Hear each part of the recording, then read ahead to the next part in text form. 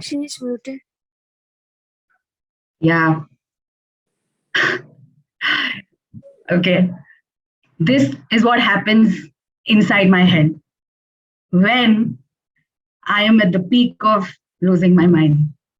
Like you all thought I was on mute. Yes, I am on mute from here, but I'm not on mute from here. This is what happens when we all lose our temper, isn't it? This is what happens when things don't go by the way that we want it to go. Good morning, everybody. I'm Aarthi and I'm here to present my Level 1 Project 4 speech, Shades of Anger. Before I begin, I would like to ask all of you, how, give me one word when you feel angry. What is that one thing?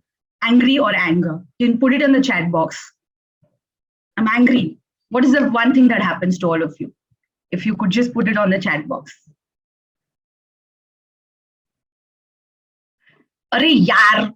Yes, that happens. Damn, that happened. What happens to all of you? We start crying. I feel you. Yes, Himani, I feel you.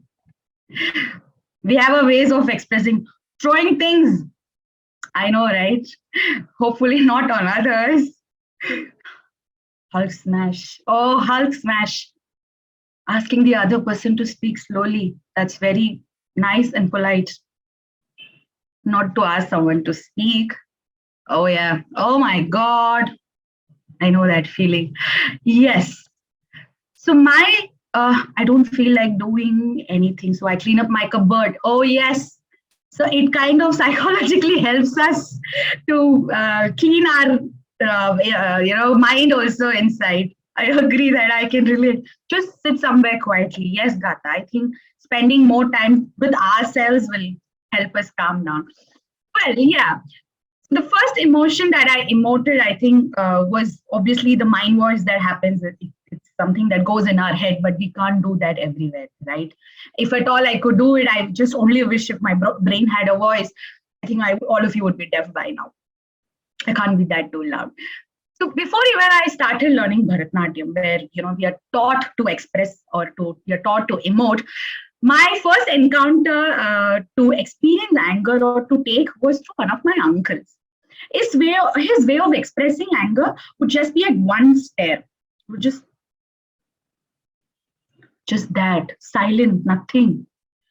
It would convey oceans of messages. I would be terrified looking at him. I was this 4-year-old kid. I would do all sorts of mischief, but then he would just go, Aarthi. That's it. That long pause of stare, I would freeze. My body would turn cold. My palms, they would turn cold. My feet would turn cold. In the 30, 40 degrees of climate in Chennai, I would be feeling I'm living in Kashmir. That was what his anger would affect me by me turning cold. And I wouldn't know what to do. It was just one silent way of expressing his anger. That was his shade of anger.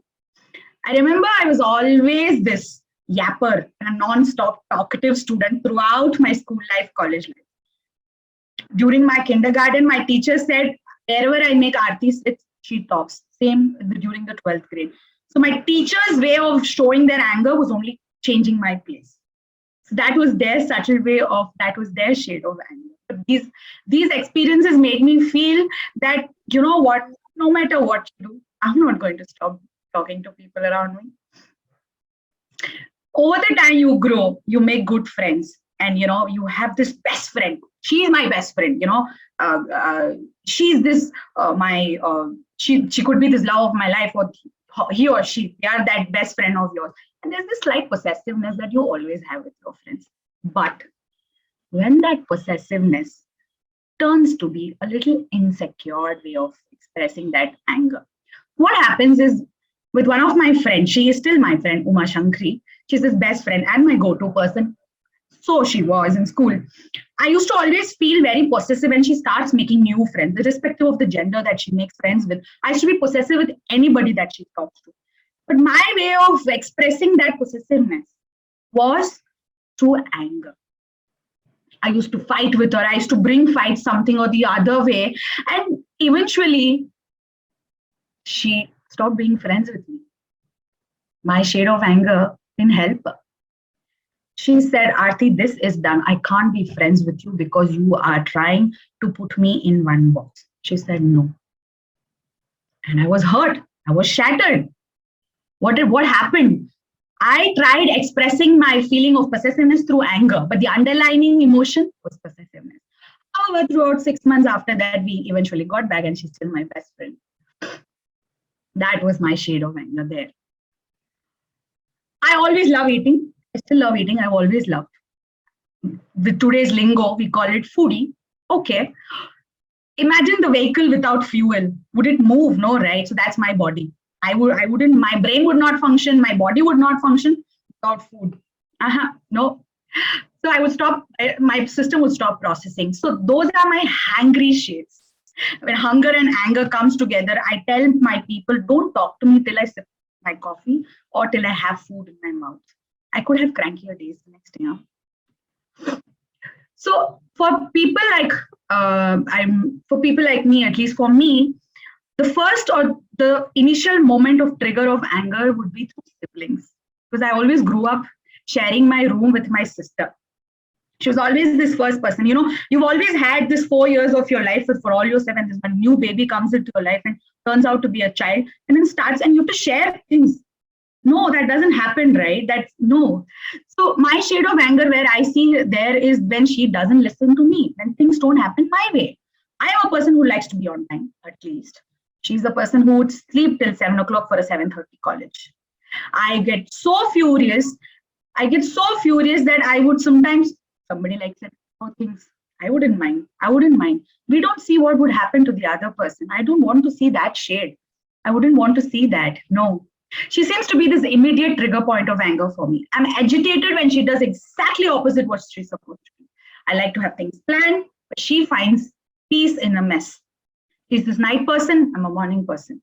So when we share room, it gets too difficult. So my way of, over a time, my way of expressing anger till the time she's here is to be silent.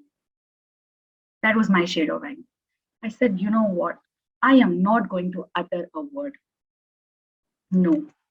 I began to realize that being silent gave me this peace, the inner peace, that I could control my thoughts. I could put them in certain order and then express it. Every time I see these trigger points, I sulk and get back into my shell and utter no words. I guess that is how I plan to work on my shade of anger.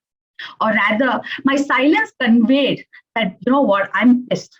I would like to not hurt you verbally, or rather hurt myself. I realized that was my coping mechanism of anger, to express the actual underlying emotions. You know what? Anger is the second layer of emotions, not the first. The first is about what if I lose my friend? That is why I guess I fought. What if I reach the place late? That was the first emotion, but I show it in a different way to my sister. Or the fact that not getting what I want. It helps, being silent helps me compartmentalize my emotions. I think I can control my emotions, right? I can't control how you react or how you act. I am angered when I read triggering newses. I stop myself from reading newses for a few days. I'm angered when somebody tells me, don't do this because you belong to this gender.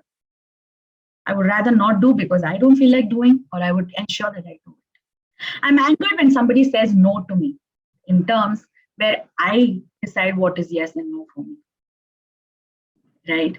The action of anger is all about, let's say, raising your voice, having to, show yourself, you know what, janta hai mera baap kaun hai. That's not it is, right? It anger gives you this moment of power, but the reaction to anger can be exactly opposite, or it could be even a loss. I would say anger is one of these useless emotions. I don't know if it's how useful it is. Overusing of that emotion may lose its value. However, if only we know how to express, emote, and actually be angry. Those are my shades of anger. Thank you.